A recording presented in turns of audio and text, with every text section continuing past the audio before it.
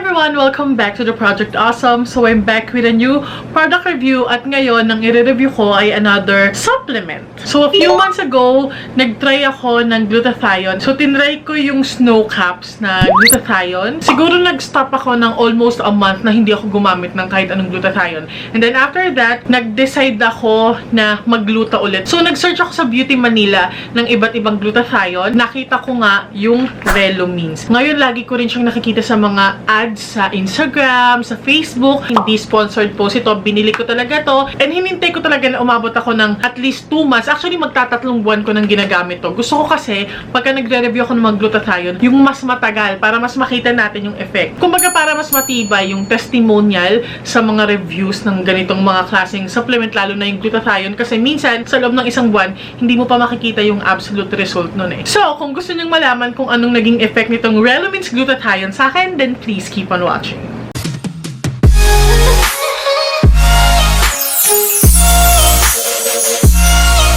Okay, so ito na nga yung Relumins na glutathione. This is the Advanced Nutrition Gluta-1000. May iba-iba siyang variant eh. Ito yung nakita kong mas sikat and also mura siya, pero nakita ko ang gaganda ng reviews sa kanya dun sa BeautyMNL.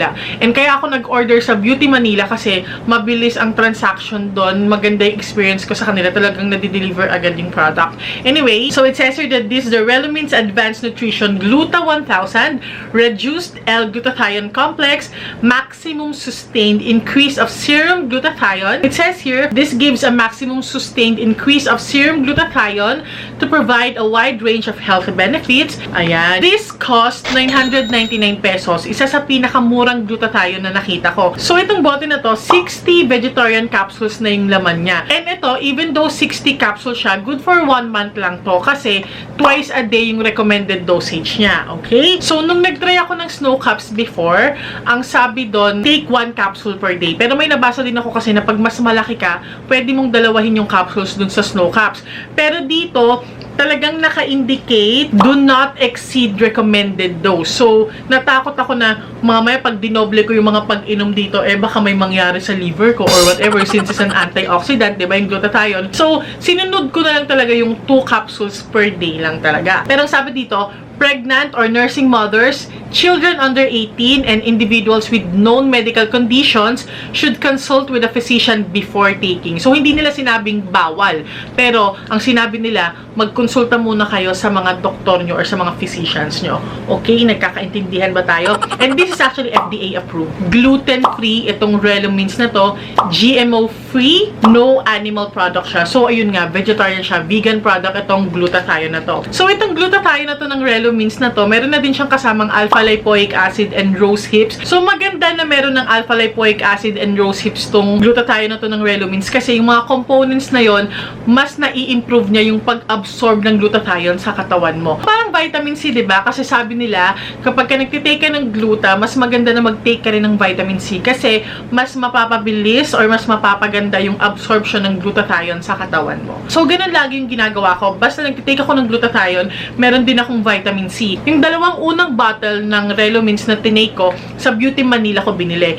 Ito sa Shopee na. Pero huwag kayong mag-alala. Authentic naman talaga yung nagbebenta nito dun sa Shopee. Nakalimutan ko yung store name niya. Ilalagay ko lang somewhere here. Kaya ako dun piniling bumili. Actually, na-discover ko yung sa kapatid ko. Kasi mas mura sa kanila. Dun ko na din binili yung vitamin C ko. So, sa BeautyMNL, 999 pesos tong Relumins na to. Dun sa Shopee online seller na yon, 799. Basta ganon, mas mura siya. Nasa 700 plus lang siya. Pero syempre, di ba, medyo skeptic din ako nung una. Mas may trust ako, of course, sa BeautyMNL kaysa dun sa Shopee kasi minsan may mga nagtitinda ng fake products dun, di ba? Compare ko siya dun sa bote na nabili ko sa BeautyMNL and parehong-pareho lang naman. So, ito yung authentic talaga na itsura nung Relumins Advanced Nutrition Gluta-1000. Sorry, ang haba kasi ng pangalan nila. And may nakalagay din na sticker. So, dito sa sticker na to, nakalagay Relumins Labs USA Authentic, tapos meron siyang parang quality control number. And talagang authentic naman yung mga binibenta nila kasi parang marami na rin namang bumibili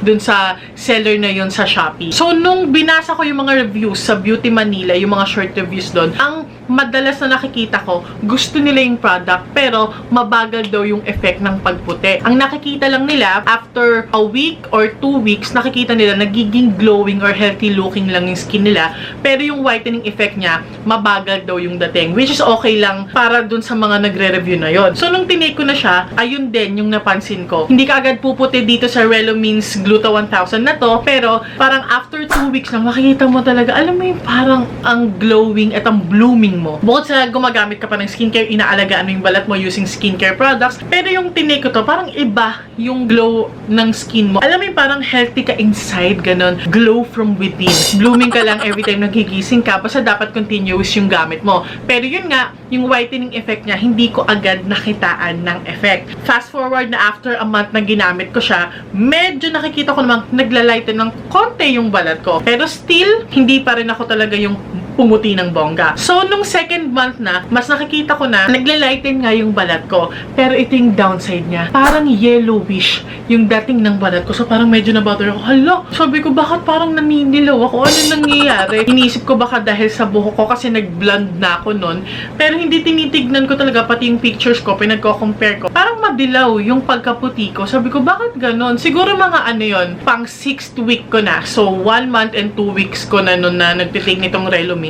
Pero, hindi pa rin nawawala yung glowing yung skin mo, yung ganon. Pero parang yellowish ako, ganon. Hindi naman dilaw na dilaw. Tsaka warm undertone din naman yung skin tone ko. Pero yung balat ko, naging mas yellowish than my usual skin color. So, parang medyo na-disappoint ako. Sabi ko, ano ba yan? Tapusin ko na nga lang tong second bottle ko, tapos mag-shift na ako sa ibang brand. Pero nung malapit ko nung matapos yung second bottle, na-realize ko, ay hindi, bigyan ko pa siya ng isang chance. Kasi nga, baka nga mas may effect pa siya sa mga following months, diba? Baka magbago pa, hindi ko alam, para baka face lang yun or whatever. So, sabi ko, para mas matibay nga talaga yung review ko, bumili pa ako ulit ng isang bote at ito na nga yung hawak kong to. And habang tumatagal, hindi na ako naninilaw. Parang bumalik ako sa dati, tapos mas maputi na ako ngayon. Mas talagang nag-brighten yung skin ko ngayon. Again, hindi pa rin ako sobrang puti. And hindi niya talaga napapaputi yung mga dark areas sa katawan.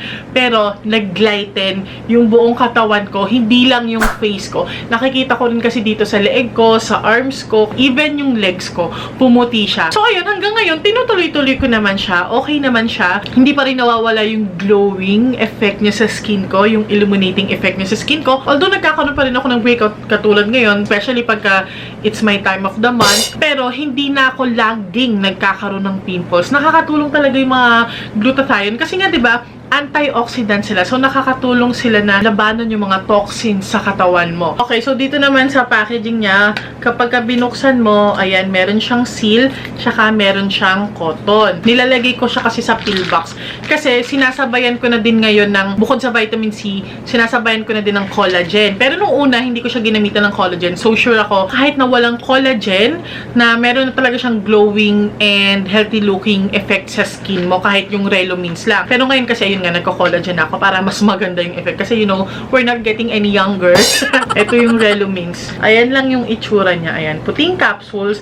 Tapos, sinasabayan ko din siya ng vitamin C. Tsaka yun nga yung collagen na mga tablets. Yun yung maliliit na puti dyan kung nakikita nyo. Tapos, yung parang brownish, yun yung vitamin C ko ngayon. So, sabi nila, kapag ka daw ang isang glutathione, meron siyang konting lasang rotten egg. Ibig sabihin daw talagang authentic glutathione yon. So, yung snow caps, yung tinry ko before, talagang medyo matapang yung pagka-rotten egg niya. Itong sa Relumins, parang meron din siyang ganung lasa, pero hindi ganun katapang compared dun sa snow caps. Pero, sabi nila, hindi lang din naman daw talaga dun nababase sa amoy rotten egg or lasang rotten egg ang isang authentic glutathione. And since nag-e-effect naman siya sa akin, so, okay naman para sa akin talaga tong capsule na to. Kaya, amoy bulok na itlog ba siya o hindi? And kung nagtatanong kayo kung meron akong naramdaman nung nag-take ako ng Relumins, wala naman. Wala akong naaalala. Yung iba kasi sabi nila, pagka nagtitake sila ng glutathione, kahit na anong brand yan, minsan nahihilo sila. Kaya parang nafafatig yung feeling nila, ganon. Meron namang iba, pag nagtitake ng glutathione, nagiging energetic naman daw sila, ganon. Pero ako, wala naman akong naramdaman na kahit na ganon, hindi naman ako nahilo, hindi ako nangihina, hindi na naman ako mas tumaas yung energy. Well, mataas naman na talaga yung energy ko. Pero hindi na nag-exceed pa dun sa sa usual level ng energy ko talaga, sa maximum level ng energy ko. Basta wala akong naramdaman na kahit na ganun. Yung nakikita ko lang yung effect sa skin ko. Hindi rin ako sinisikmura talaga.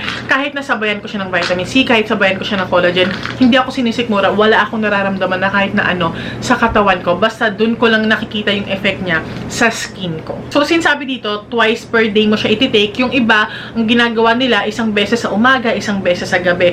Pero dahil abnormal ang oras ko, ang body clock ko, sinasabay ko na talaga yung 2 capsules. Kasi minsan baka makalimutan ko diba? Wala naman sinabi dito na bawal i-take nang hindi ka pa kumakain. Pero, hindi ko lang siya tinitake. Ako lang yun, yung personal preference ko lang yun na ayoko siyang i-take nang hindi pa ako kumakain. Gusto ko lagi may laman na yung sikmura ko kapag kaiinumin ko siya. So, ayun, that's it for my review on this Relumins Advanced Nutrition Gluta-1000. Sana meron po kayong natutunan sa video na ito at sana nakatulong sa inyo itong product review na to. Kung nag-iisip kayong mag-try nitong Relumins, okay siya. I suggest that you give it a try kasi mura and effective nga siya. So, if you're not yet subscribed here in my YouTube channel, please do subscribe for more videos like this, mga product reviews, makeup tutorials, at kung ano-ano pa. And please don't forget to hit that notification bell para ma-notify kayo sa mga future videos natin. Thank you so much for watching this video and I hope to see you in the next one, you guys. Stay awesome and accomplish your mission. Bye!